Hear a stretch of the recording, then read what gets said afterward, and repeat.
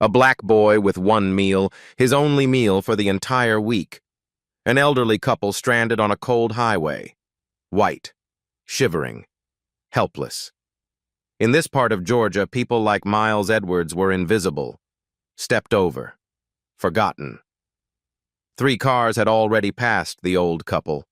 3 cars that slowed down, then sped away when they saw the black child approaching.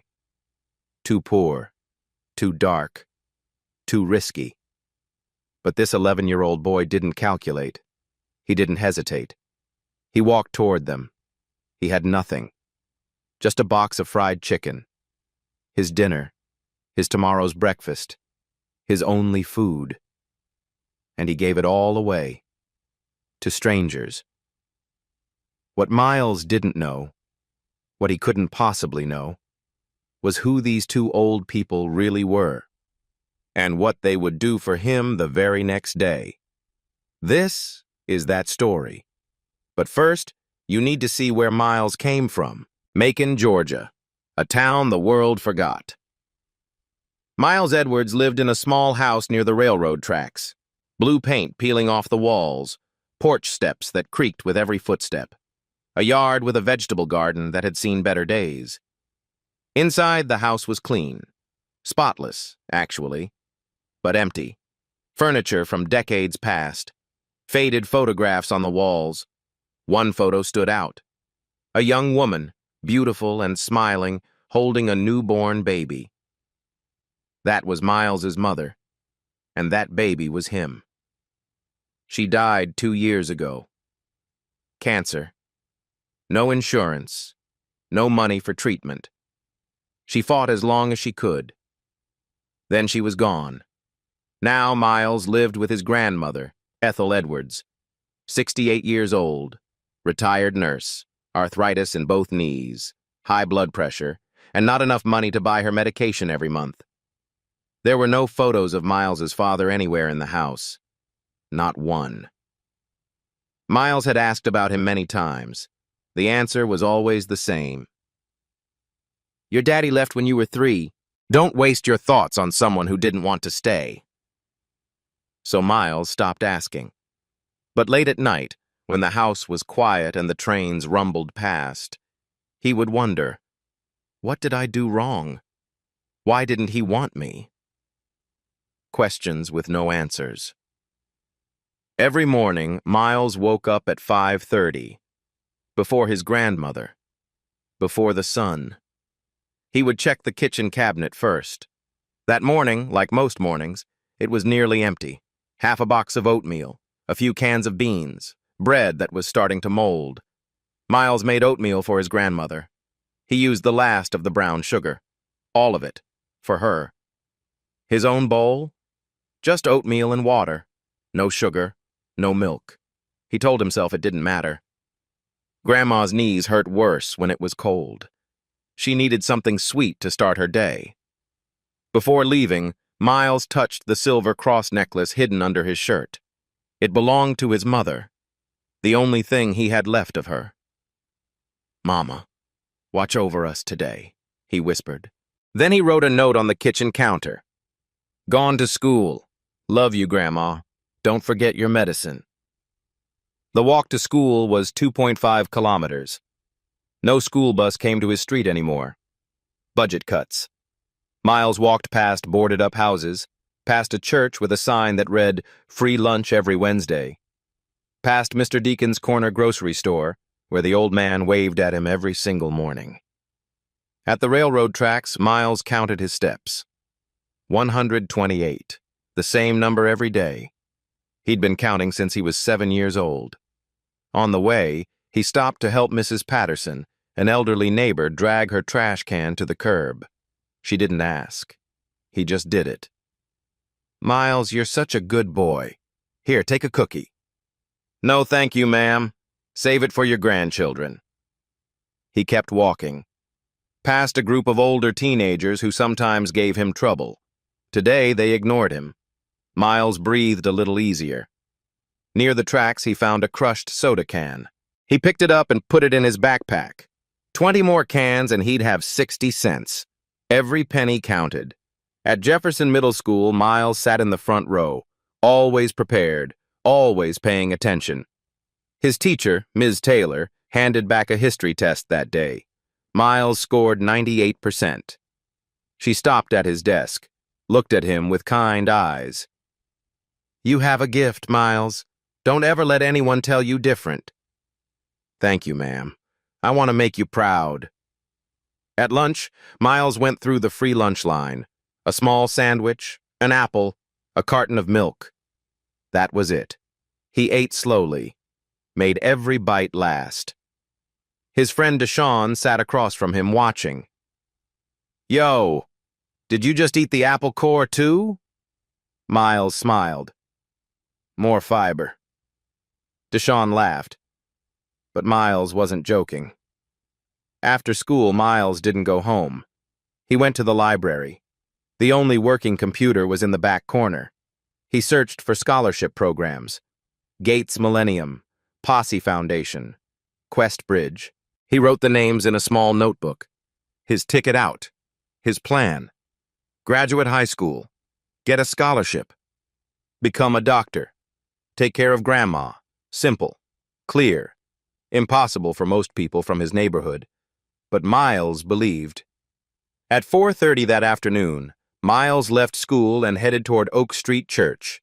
Every Friday, they gave away leftover food from the week. That was how he and his grandmother ate on weekends. But Miles didn't know that today would be different. He didn't know that 1 mile away, a silver sedan was about to break down. He didn't know that an elderly couple was about to be stranded in the cold. He didn't know that everything was about to change. Highway 41. Just past the abandoned Sunoco gas station. The sun was setting fast, temperature dropping, 11 degrees Celsius and falling. Harold Whitmore was behind the wheel, 74 years old. White hair, calm face, but worried eyes. His wife Margaret sat beside him. 71. Former pediatric nurse, 40 years of caring for children. Now she was the one who needed help. They were on a road trip, old-fashioned, no GPS, just paper maps and the open road. Then the engine coughed, the dashboard lit up with warning lights. Harold pulled to the shoulder just as the car died completely. He tried to restart it. Nothing. Not even a click. Margaret checked her phone. No signal. Harold checked his. Same. "Harold, my hands are already cold."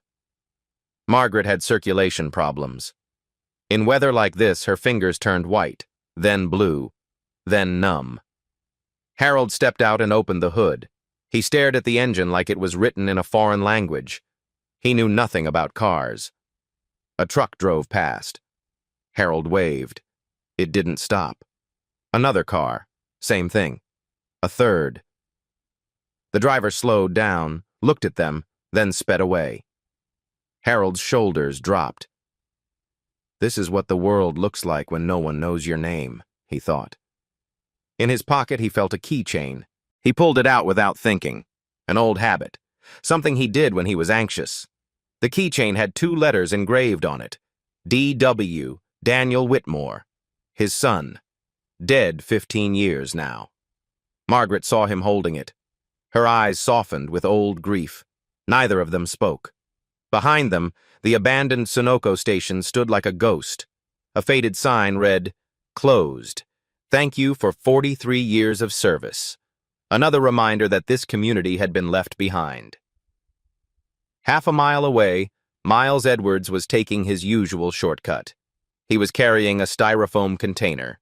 Still warm, Mr. Deacon had stopped him outside the grocery store. "Take this, son. I made too much. Don't argue with me." Miles had tried to refuse. Mr. Deacon wouldn't hear it. Inside the box, fried chicken, collard greens, cornbread. The most delicious meal Miles would have all week. He planned to split it with his grandmother. Half tonight, half tomorrow. The smell drifted up through the container. His stomach growled. But as Miles approached the old Sunoco lot, he stopped. Something was different. A silver sedan. Hood open. An old man pacing back and forth. An old woman sitting inside the car, arms wrapped around herself. Miles's first instinct, keep walking.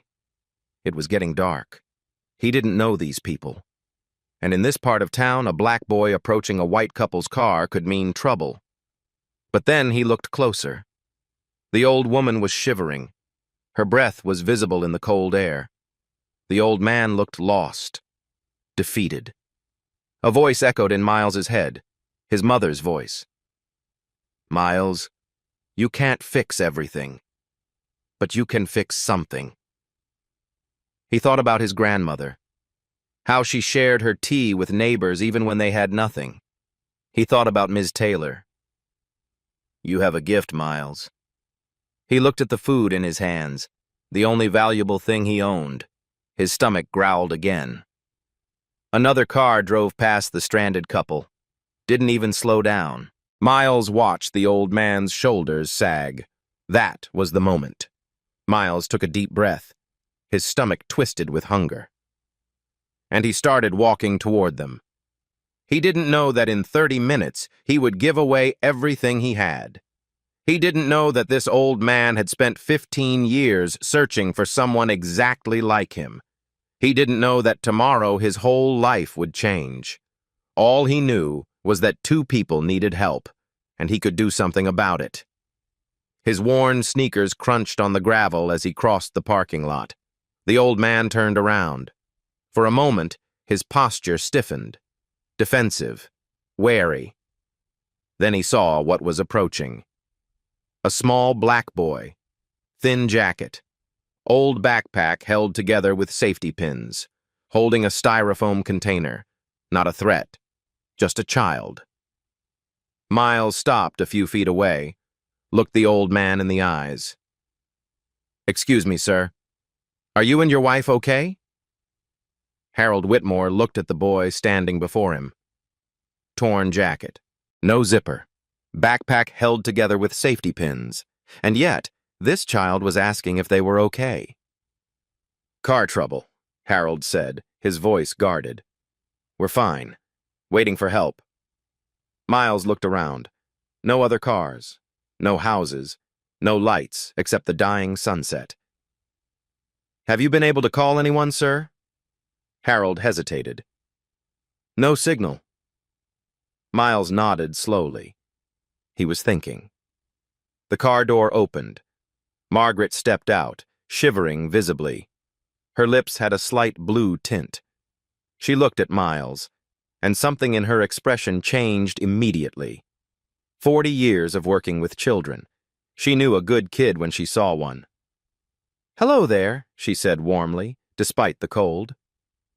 What's your name? Miles, ma'am. Miles Edwards. She smiled. That's a beautiful name. Miles noticed her hands trembling. Her thin sweater wasn't enough for this weather. Ma'am, you should get back in the car. I'll figure something out. Margaret and Harold exchanged a glance. This child, this poor, obviously hungry child, was trying to take care of them. Miles walked to the edge of the road, looked both directions. Empty. Then he remembered. Mr. Earl's farm was about 1.5 miles east. Mr. Earl had a truck and a phone. Miles turned back to the couple. Sir, there's a farm about 1.5 miles that way. Mr. Earl has a truck and a telephone. I can run there and be back in 20 minutes. Harold shook his head. Son, it's getting dark. You shouldn't. With all due respect, sir, your wife is cold, and I run fast. Harold stared at the boy. Who was this child? But Miles wasn't done. He looked down at the styrofoam container in his hands. The fried chicken smell filled the cold air. His stomach screamed. He opened the box. Golden fried chicken, steaming collard greens, warm cornbread. Margaret's eyes went wide. Harold stood frozen. Miles held the box out to Margaret. Ma'am, this is still hot. Please eat. It'll help you stay warm. Oh, sweetheart, I can't take your food. I already ate, ma'am. A lie. His stomach tightened. Margaret looked at the boy's face, at his hollow cheeks, at the hunger in his eyes that he was trying so hard to hide.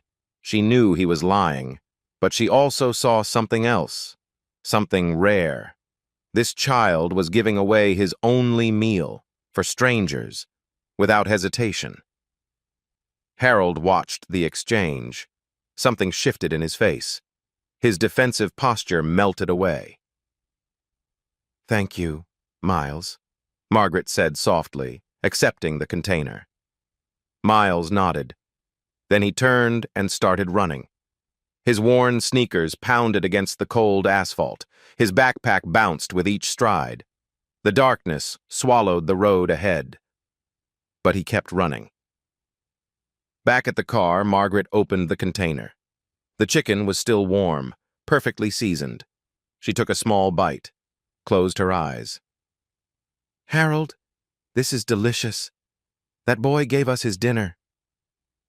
Harold didn't respond. He was staring in the direction Miles had disappeared. "Did you see his jacket?" Harold said quietly. "It doesn't even have a zipper." "I saw. He lied about eating. His stomach was growling." Margaret reached out and took Harold's hand. He pulled out the keychain again. The letters DW glinted in the fading light. "Daniel would have done the same thing," Harold whispered. "I know," Margaret said. They sat in silence, remembering their son, and thinking about the black boy who had just run into the darkness to save two strangers. 22 minutes later, headlights appeared. An old pickup truck rumbled into the parking lot. Mr. Earl, a white farmer in his 60s, stepped out. Miles was in the passenger seat, breathing hard but smiling. "You folks the ones with the dead car?" Mr. Earl asked. "That's us," Harold said. "This boy here ran almost 2 miles in the dark to get me. Nearly gave me a heart attack banging on my door." Miles climbed out of the truck, embarrassed. "I knock normal, Mr. Earl. Son, you knocked like the police coming to arrest somebody." Mr. Earl connected jumper cables. The sedan roared back to life. Harold reached for his wallet, pulled out several bills, at least $500 visible. "Please, let me pay you for your trouble." Mr. Earl waved him off. "Don't thank me. Thank the boy. He's the one who came running." Harold turned to Miles. "Son, let me give you something for what you did." Miles stepped back, shook his head.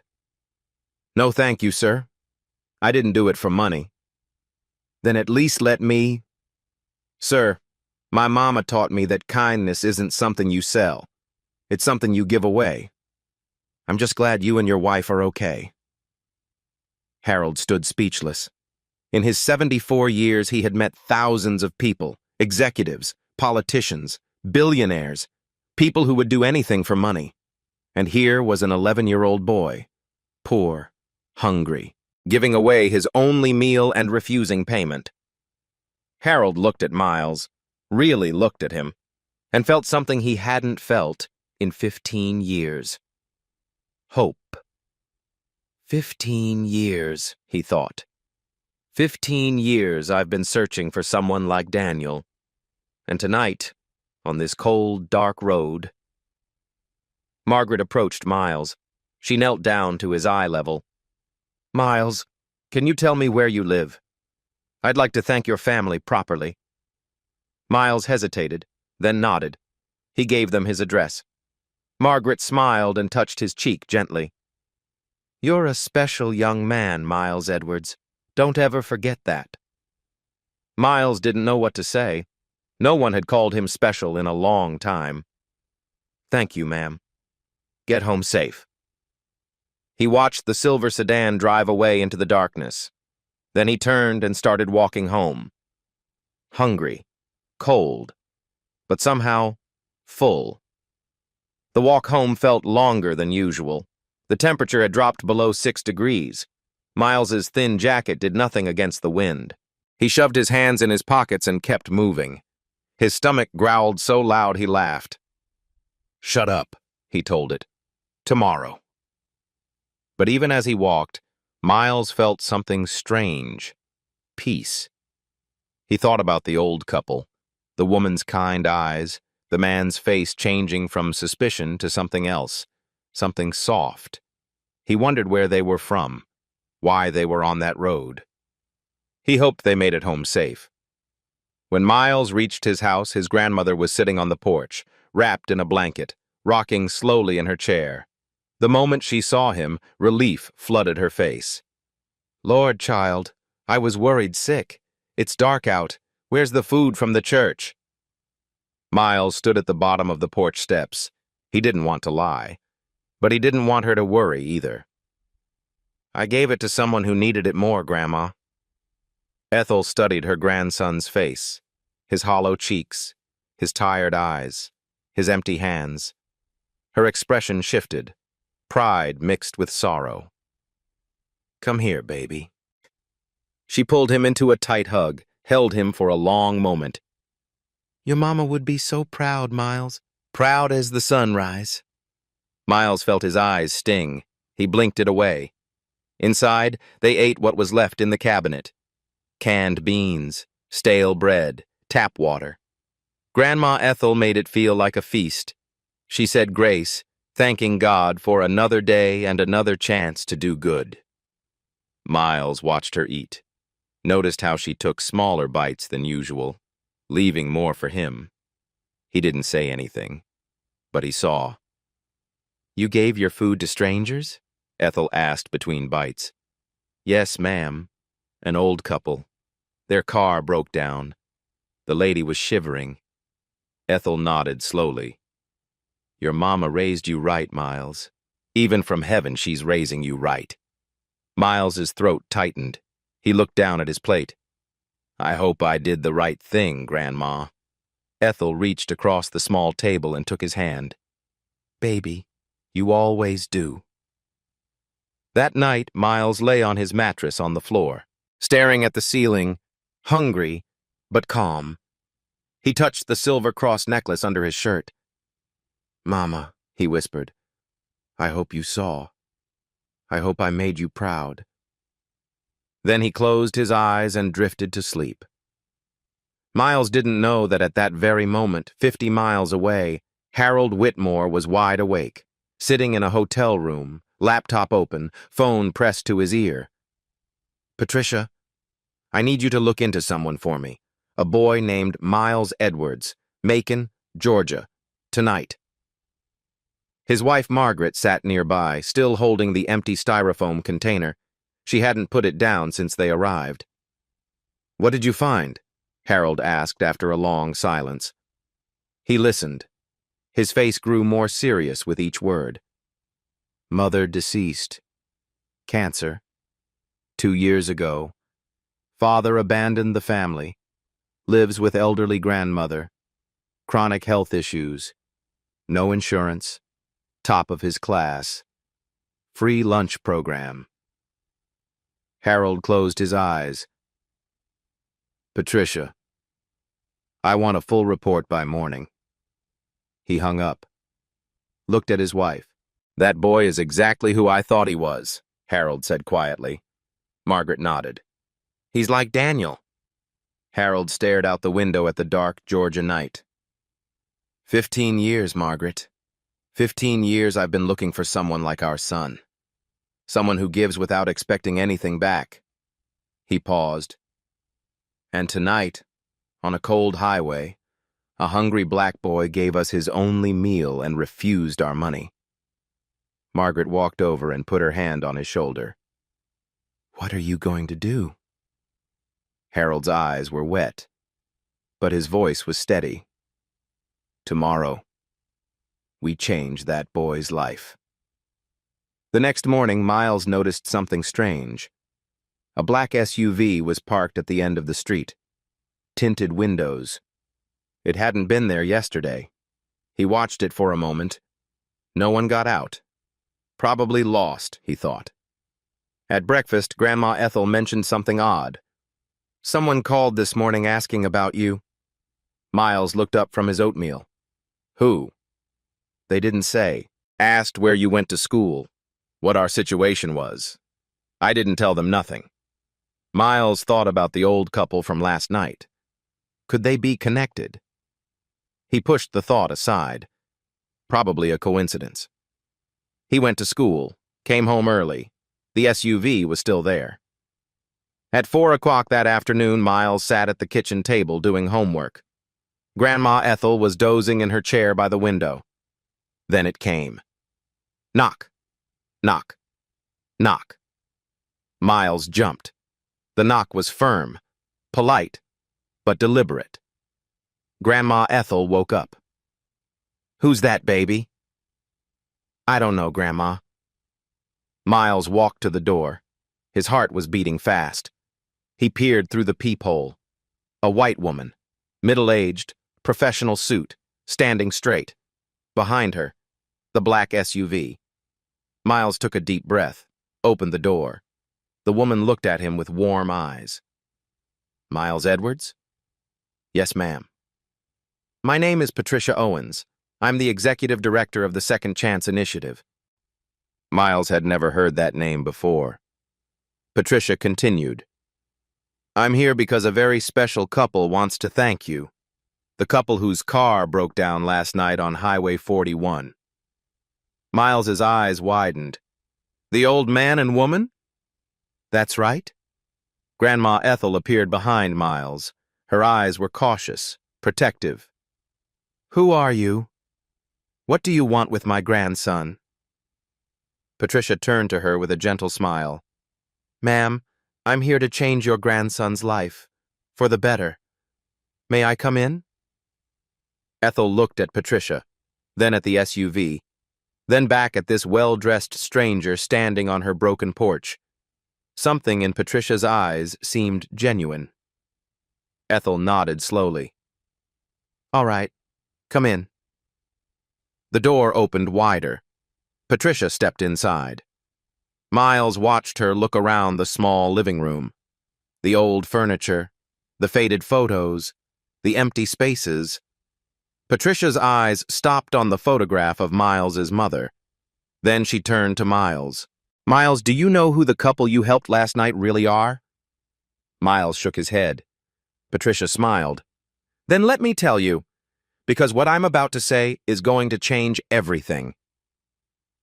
Patricia sat down at the kitchen table. She motioned for Miles and Ethel to join her. "Miles, the couple you helped last night. Their names are Harold and Margaret Whitmore." She paused. Let the name hang in the air. Grandma Ethel's hand flew to her chest. "Lord Jesus, Lord Jesus." Miles looked at his grandmother, confused. "Grandma, do you know them?" Ethel couldn't speak. Her eyes were filling with tears. Patricia continued. "Harold Whitmore founded Whitmore Capital Partners in 1979. At its peak, the company managed over $30 billion. Mr. Whitmore is one of the wealthiest men in Georgia, perhaps in the entire South." Miles felt the room spin. 30 billion? That's right. Miles thought about last night. The old man in khaki pants. The old woman shivering in the car. The fried chicken. "He's a billionaire? And I gave him my food?" "Yes," Patricia said. "And that's exactly why I'm here." She pulled a folder from her bag. Official documents. A logo at the top. Second Chance Initiative. 15 years ago, Mr. Whitmore lost his only son, Daniel. He died of a congenital heart condition at 28 years old. Patricia's voice softened. "Daniel was a remarkable young man. He volunteered at orphanages, gave money to homeless people. He used to skip lunch so he could give his food to classmates who had less." Miles listened. Something about this story felt familiar. After Daniel died, Mr. Whitmore created the Second Chance Initiative. The purpose was simple. Find young people who embodied Daniel's spirit. People who give without expecting anything in return. Patricia looked directly at Miles. In 15 years, Mr. Whitmore has met hundreds of candidates, but he never personally selected anyone for the initiative. She paused. "Until last night. Until you." Miles couldn't breathe. Me? Yes, Miles. You. Patricia reached into the folder and pulled out a handwritten note. Mr. Whitmore asked me to read you this. She began. Miles, last night you gave away your only meal to 2 strangers. You ran almost 2 miles in the dark to find help. Then you refused payment because you believed kindness isn't something you sell. Patricia's voice wavered slightly. My son Daniel was the same way. For 15 years I've searched for someone like him. Someone who gives without counting the cost. Last night on a cold highway I found that person. You, Miles. I found you. Grandma Ethel was sobbing quietly. Miles felt tears running down his own face. But, Patricia said, before I tell you what Mr. Whitmore wants to do for you, he has one question. Miles wiped his eyes. What question? Patricia smiled. If you had $1 million, no strings attached, what would you do with it? The room went silent. Grandma Ethel looked at Miles. Patricia waited. Miles could say anything. A new house, a car, travel the world. But he thought about his street, the church with the leaky roof, Mr. Deacon's store that was about to close, the school library with no books. He thought about his grandmother and her medicine. He thought about Deshawn, Mrs. Patterson, all the people who had nothing. I would fix this community, Miles said slowly. The church needs a new roof. Mr. Deacon's store needs new equipment. The school library needs books. He paused. And I would make sure my grandmother has her medicine. Every month, no matter what. He looked at Patricia. I would help the people who helped me. Patricia's smile widened. Her eyes glistened. That, she said, is exactly what Daniel would have said. She stood up. And that, Miles, is exactly what Mr. Whitmore hoped you would say. Just then the front door opened. Harold Whitmore stepped inside. Same man from last night. But now Miles saw him differently. This wasn't just an old man in khaki pants. This was a man who could buy the entire town without thinking twice. And he had come here, to this tiny house, to see Miles. Harold walked straight to the boy. No handshake, no small talk. He knelt down, a 74-year-old billionaire, on his knees, before an 11-year-old black boy. Miles, Harold said, his voice trembling, last night you gave me your only meal. You ran in the darkness to save strangers. You refused money because you believed kindness isn't for sale. Harold's eyes were wet. My son was like you, and I have spent 15 years looking for someone like him. He placed his hand on Miles's shoulder. Thank you, Miles. Thank you for reminding me that Daniel's spirit is still alive, in people like you. Miles couldn't hold it back anymore. For the first time in 2 years since his mother died, he cried.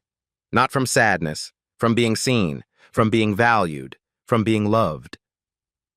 Grandma Ethel wrapped her arms around him. Harold placed his other hand on her shoulder. 3 generations, 3 strangers, standing in a tiny living room, connected by kindness. Patricia wiped her eyes and spoke. Miles, Mr. Whitmore would like to tell you what he's prepared to offer. To you, to your grandmother, and to this entire community. Miles looked up, still crying, still shaking. But for the first time in a long time, he felt hope. Patricia pulled more documents from her folder, official letterhead, legal signatures, the weight of real promises. Miles, the Whitmore Foundation would like to offer you the following. Miles held his breath. First, for you personally. Patricia read from the document. A full scholarship, to any university you choose, undergraduate and graduate. Tuition, room, board, books, and living expenses fully covered. No repayment required, ever. Miles's mouth fell open. Additionally, We will establish a trust fund in your name. $50,000. Managed until you turn 18. Then it's yours. Grandma Ethel grabbed the edge of the table. Her knees were weak. Patricia continued. Second, for your grandmother. She turned to Ethel with gentle eyes. Mrs. Edwards, we understand you've been managing chronic health conditions without adequate support. That ends today. Ethel's hand covered her mouth. Full medical coverage, specialists, medications, home care if needed, everything. Covered for life. Tears streamed down Ethel's wrinkled cheeks. Third, for this house. Patricia gestured around the small living room. The foundation will purchase this property and fund complete renovations. New roof, new plumbing, new electrical, insulation, air conditioning, everything this house needs. She looked at Miles and his grandmother. You will never have to worry about this home falling apart again. The room was silent except for the sound of crying, but Patricia wasn't finished. Finally, and this is the part Mr. Whitmore is most excited about, for the community. She pulled out another document. The Second Chance Initiative will establish a permanent program here in Macon. We are committing $5 million over 5 years. Miles stared at her. 5 million? Yes, $5 million for education, small business support, health care, infrastructure. Patricia pointed to the window. The church on Oak Street that needs a new roof? We'll fix it. Mr. Deacon's grocery store? We'll help him upgrade everything. Jefferson Middle School? We'll fund a new STEM lab and stock the library with 300 new books. She smiled at Miles. All of this, Miles, because of you. Because you showed Mr. Whitmore that this community deserves a second chance. Well, Miles couldn't process it. His brain was overloaded. But I just gave them some chicken. Harold, who had been standing quietly by the door, stepped forward. No, Miles. You gave us something no amount of money can buy. He knelt down again to meet Miles's eyes. 15 years ago, I lost my son. After Daniel died, I thought that kind of pure goodness had disappeared from the world. That people only cared about themselves. Harold's voice cracked. Then last night, a hungry black boy on a cold highway gave away his only meal to 2 strangers and refused payment, because his mother taught him that kindness isn't for sale. Harold placed both hands on Miles's shoulders. You didn't just help us, Miles. You restored my faith in humanity. That's worth more than all the money I have. Miles looked at this man, this billionaire, on his knees, crying. I don't know what to say, sir. Harold smiled through his tears. You don't have to say anything. Just promise me one thing. What's that? Never change. Never stop being exactly who you are. Miles nodded. I promise. Harold stood up and extended his hand. Miles shook it. For a moment, the distance between them, billionaire and poor child, white and black, old and young, disappeared completely. They were just 2 people who believed in kindness. Patricia cleared her throat gently.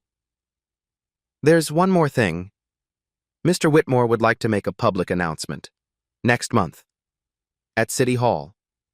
He wants the world to know about you, Miles. About what you did. And about what this foundation will do for Macon.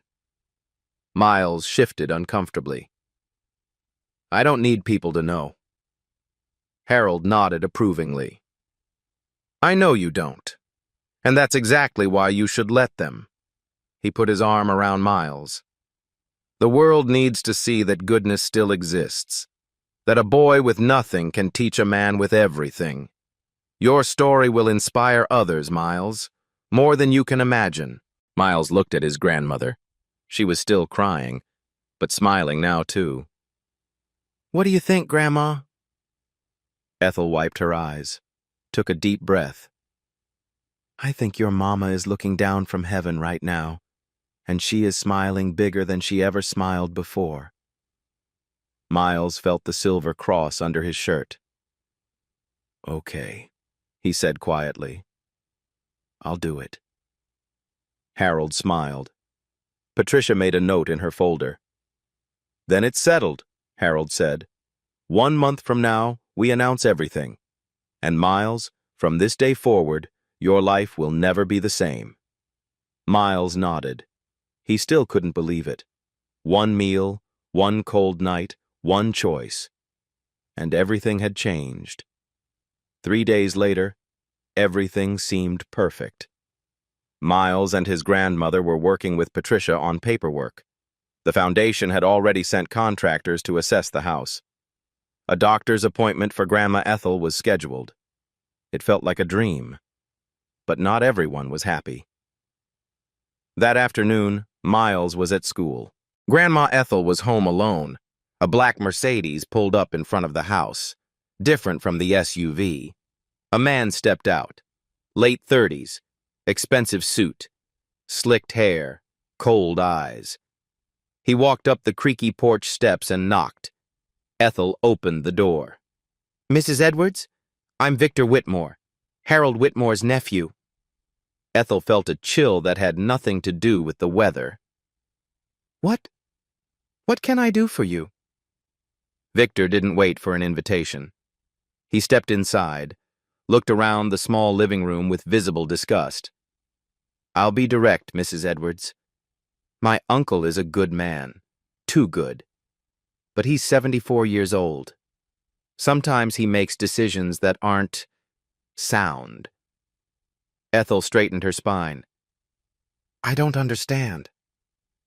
Victor turned to face her. His smile didn't reach his eyes. The Whitmore family has lawyers, many lawyers, and if there's any evidence that someone is taking advantage of an elderly man's generosity, we will act. Ethel's blood went cold. We're not taking advantage of anyone. Perhaps not, but appearances matter, don't they? Victor reached into his jacket and pulled out an envelope.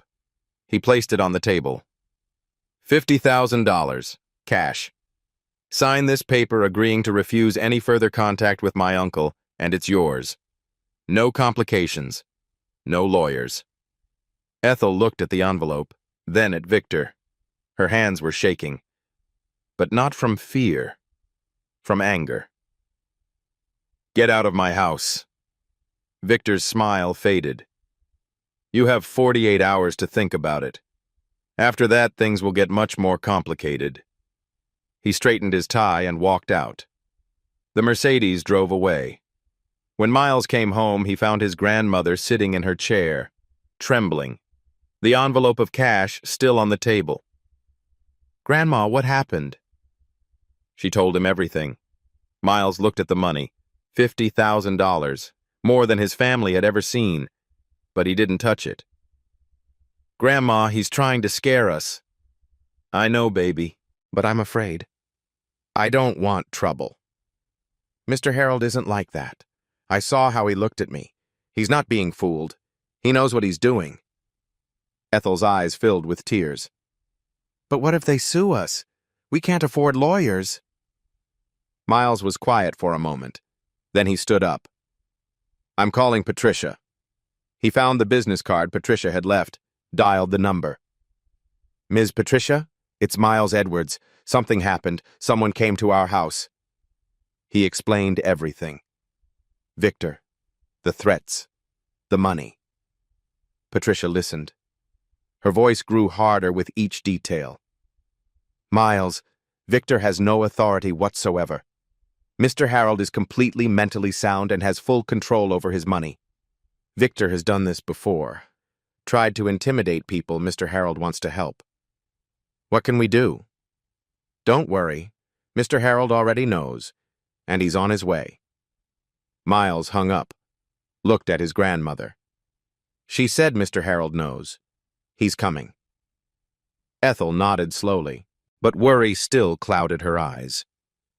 I hope she's right, baby. I hope she's right. That night, neither of them slept well. Victor had planted a seed of fear. but Miles refused to let it grow, because he remembered what his mother had taught him. Being afraid doesn't mean you don't act. It means what you're doing is important. Tomorrow he would face Victor, and he would not back down.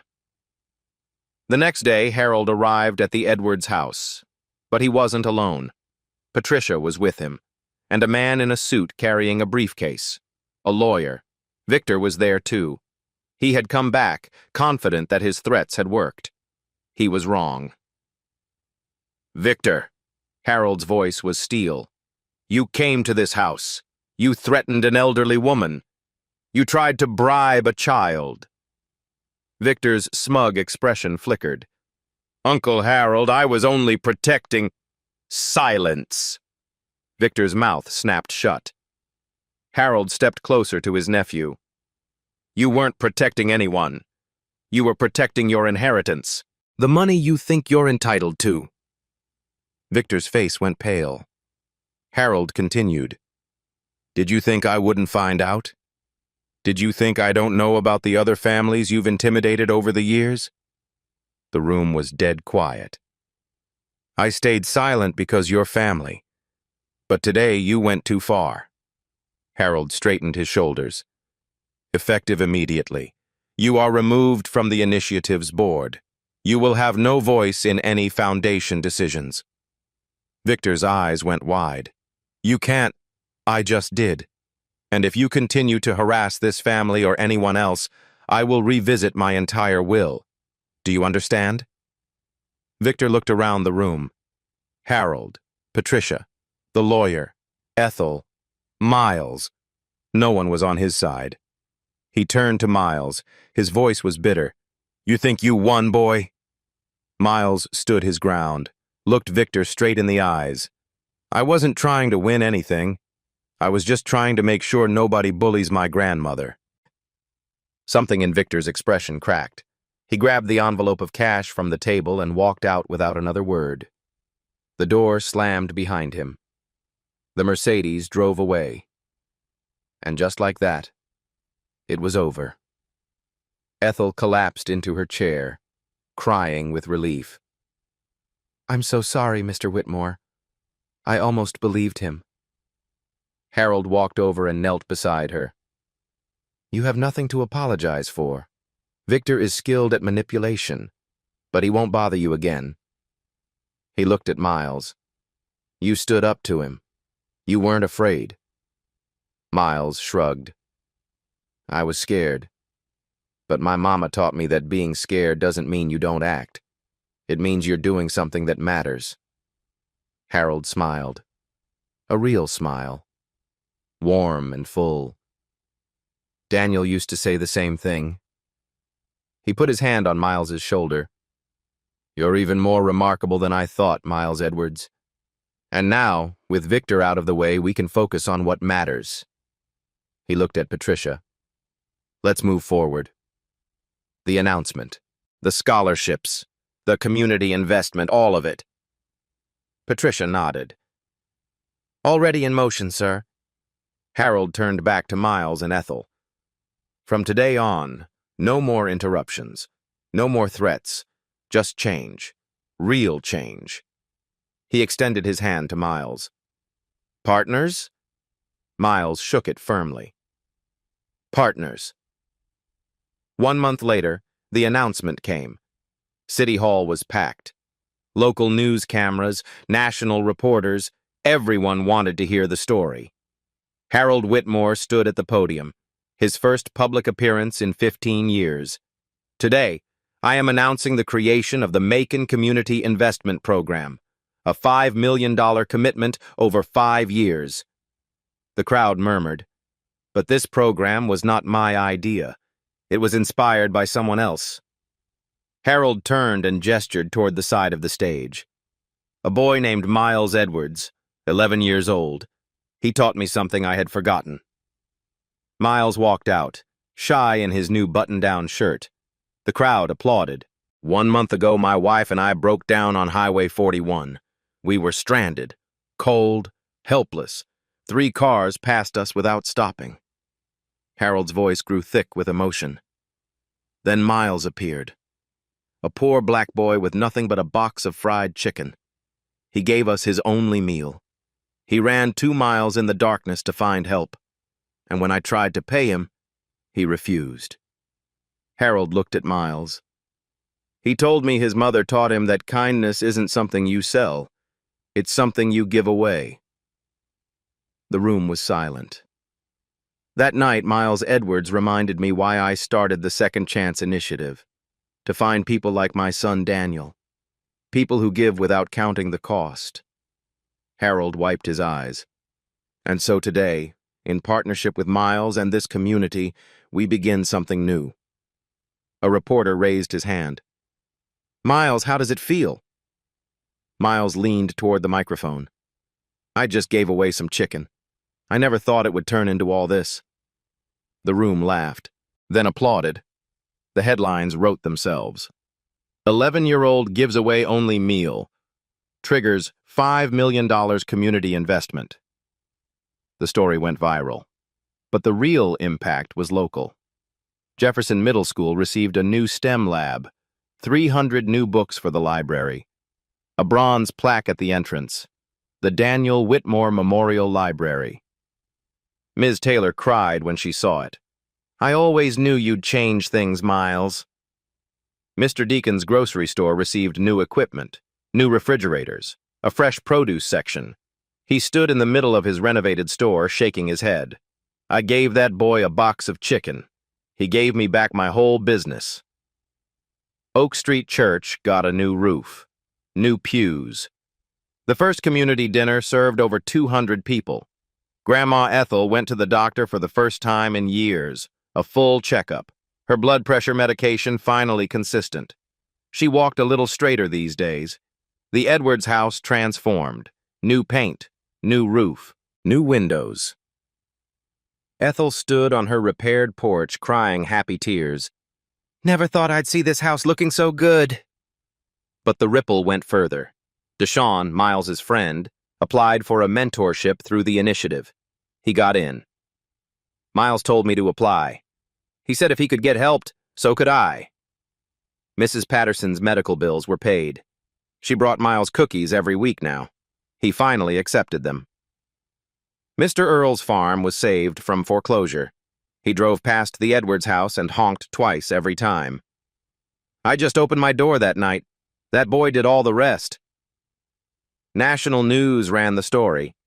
Other communities reached out to the initiative. But for Miles, the biggest change was quieter. Every Friday afternoon, volunteers gathered at the new Macon Community Center, built on the lot where the Sunoco station used to be. They handed out free meals to travelers on Highway 41. Leading them was an 11-year-old boy with a silver cross under his shirt. Some things had changed beyond recognition. But Miles Edwards was still exactly who he had always been. 1 year later. Miles stood on Highway 41, the same stretch of road where it all began. But everything was different now. The abandoned Sunoco station was gone. In its place stood the Macon Community Center. A bronze sign at the entrance read, "Built through kindness." Every Friday, Miles and a team of volunteers handed out free meals to anyone who needed them. That afternoon, they served 28 people. A truck driver who hadn't eaten since morning, a single mother traveling with 3 kids, an elderly man who reminded Miles of Harold. Each one received food, water, and directions to wherever they needed to go. Each one heard the same words: "No payment necessary. Kindness isn't something you sell." As the sun began to set, Miles helped pack up the last of the supplies. Deshaun nudged him. "Yo, you ever think about how wild this is? 1 year ago, you were walking this road with an empty stomach." Miles smiled. "I try not to think about it too much." "Man, you changed the whole town." Miles shook his head. "I just gave away some chicken. Everyone else did the rest." That evening, Miles sat on his grandmother's porch. The house looked beautiful now. Fresh blue paint, sturdy steps, a garden that was finally thriving. Grandma Ethel rocked in her chair beside him. Stars were appearing in the sky. You know what your mama would say if she could see you? Ethel asked. What, Grandma? She would say, That's my boy. That's my Miles. Miles looked up at the sky. His hand moved to the silver cross under his shirt. I hope she can see, Grandma. Ethel smiled. Her eyes glistened. Oh, baby, she sees. She always sees. They sat in comfortable silence. The neighborhood was quiet, peaceful. A car drove past. The driver honked and waved. Miles waved back. He didn't know the driver. Probably someone who had heard the story. Someone who wanted to say thank you. That happened a lot these days.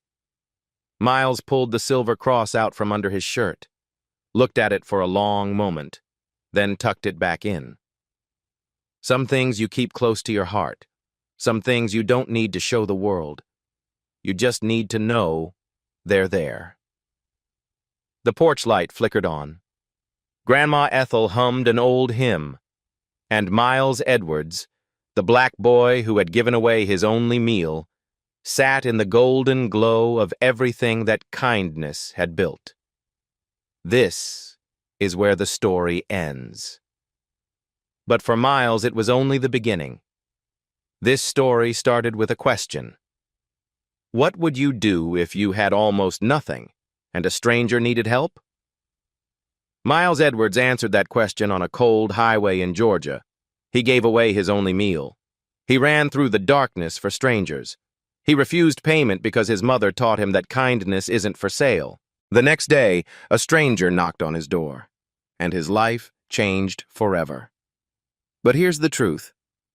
Somewhere out there, right now, someone needs help. You don't have to be a billionaire to make a difference. You just have to choose kindness. If this story touched your heart, share it with someone who needs to hear it, like this video. Subscribe to this channel and leave a comment. What act of kindness changed your life? Because kindness is never wasted. It always comes back. Sometimes the most powerful revolutions don't come with noise, just one person standing their ground. At Beat Stories, we highlight those moments that shift the balance. If this story moved you, hit subscribe, because every week we bring real stories that shake the system.